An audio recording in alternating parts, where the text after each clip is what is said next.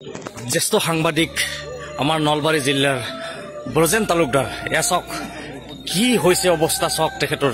কিবা কৰি প্ৰাণ ৰক্ষা পাইছে মই একেলগে আছিলোঁ তেওঁৰ লগত মই কিবা কৰি দৌৰিছোঁ তেওঁ এনেকুৱা অৱস্থা হৈছে এয়া চাওক কি পৰিৱেশ হৈছে দাদাৰ মুখৰ পৰা মই কথাখিনি জানিব বিচাৰিছোঁ কেনেকুৱা পৰিৱেশ পৰিস্থিতিৰ পৰা আপুনি জীৱন ৰক্ষা পাইছে চাওক আমি জুবিন দাক বহুত ভাল পাওঁ আমি নিজতকৈ জুবিন দাক বেছি ভাল পাওঁ আমিও জুবিন দাক ন্যায় বিচাৰোঁ কিন্তু এনেকুৱা ধৰণে শিলেৰে আক্ৰমণ কৰা হৈছে পুলিচলৈ তেওঁলোকে আক্ৰমণ কৰিছে কিন্তু আপোনালোকে জানে আমি মানুহখিনিৰ আগতে থিয় হৈ আছিলোঁ আৰু তাৰপিছতে শিলবিলাক আহি আমাৰ ওপৰত পৰিছে ইয়াতে মোৰ এটা ডাঙৰ শিল পৰিছে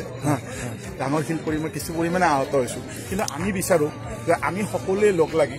অসমৰ সকলোৱে লগ লাগি সকলো জনসাধাৰণে লগ লাগি দাদাৰ যি ন্যায় বিচাৰৰ প্ৰক্ৰিয়া আমাক ন্যায় লাগিবই আজিও কৈছোঁ এই যদিও আমাৰ এই ঘটনা সংঘটিত হৈছে বা মই আহত হৈছোঁ মোৰ দুখ নাই কিন্তু আমাৰ জুবিন দাৰ আমি ন্যায় সদায় বিচাৰোঁ আমি জুবিন দাক ভাল পাওঁ জুবিন দাক মনে প্ৰাণে আমি ভাল পাইছিলোঁ কোনো স্বাৰ্থ নাছিলে আমাৰ গতিকে এনেকুৱা ধৰণে নহয় আমি সকলোৱে শান্তিপূৰ্ণভাৱে জুবিন দাৰ যাতে আমি ন্যায় পাওঁ ন্যায় আমাক দিবই লাগিব গতিকে ন্যায়টো আমি পোৱাৰ বাবে আচলতে এই যি পন্থা এই পন্থা আমি পৰিহাৰ কৰিব লাগে আৰু শান্তিপূৰ্ণভাৱে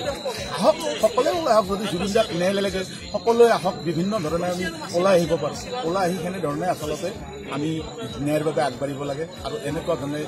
ধৰক শিলৰে আক্ৰমণ কৰি বা পুলিচেও ইয়াত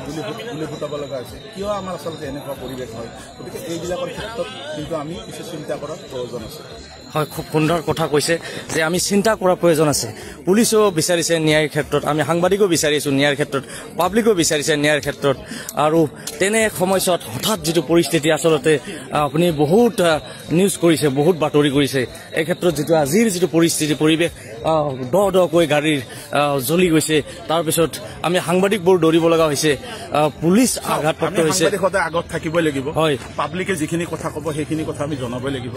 আৰক্ষীৰ ভাষ্য আমি জনাব লাগিব গতিকে এনেকুৱা অৱস্থাত আচলতে আমাৰ সঁচাকৈ এনেকুৱা যিবিলাক ঘটনা ঘটে এনেকুৱা ঘটনাৰ আমি বহুতবাৰ সন্মুখীন হৈছোঁ গতিকে এনেকুৱা ঘটনাবিলাক আচলতে আমি কোনোমতে নিবিচাৰোঁ আমি যেতিয়া ইয়াত আহি বাতৰি কৰিবলৈ আহিছিলোঁ তেতিয়া আমি কোনো পৰ্যায়ে বিচৰা নাছিলোঁ যে এনেকুৱা এটা পৰিৱেশ হ'ব গতিকে মোৰ সকলোলৈ এটা অনুৰোধ আছে মই সকলোলৈ এটা অনুৰোধ কৰিছোঁ আৰক্ষী প্ৰশাসনেই হওক বা ৰাইজেই হওক সকলোৱে আচলতে ধৈৰ্য ধৰিব লাগিব আৰু ধৈৰ্য ধৰি আমি যাতে আমাৰ ন্যায় আমি যিটো ন্যায় বিচাৰিছোঁ সেই ন্যায়লৈ যাতে আমি যাব পাৰোঁ আগবাঢ়ি তাৰ বাবে সকলোৱে কিন্তু শান্তিপূৰ্ণভাৱে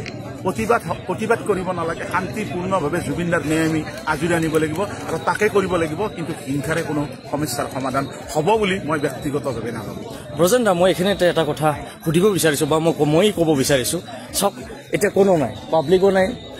প্ৰশাসন আছে আমি সাংবাদিকবোৰ আছোঁ আমি অন্তিম মুহূৰ্তলৈকে দেখুৱাই আছোঁ আটাইবোৰ দৃশ্য পৰিৱেশ আমি যদি এনেকৈ কষ্ট নকৰিলোঁ হয় চাওক আমাৰ বহুকেইজন সাংবাদিকৰ আপুনি গমেই পাইছে প্ৰতিদিনৰ নকুল তালুকদাৰৰ ইতিমধ্যে মূৰত শিল পৰিছে তেওঁৰ বহুত ৰক্তক্ষৰণ হৈছে গতিকে তেওঁ এতিয়া যথেষ্ট তেওঁ ইতিমধ্যে মেডিকেললৈ লৈ যোৱা হৈছে অকল তেওঁ বুলি নহয় প্ৰত্যেকটো ছেটেলাইট চেনেলে হওক বা প্ৰত্যেকটো আচলতে পৰ্টেলৰে হওক সাংবাদিকসকল বা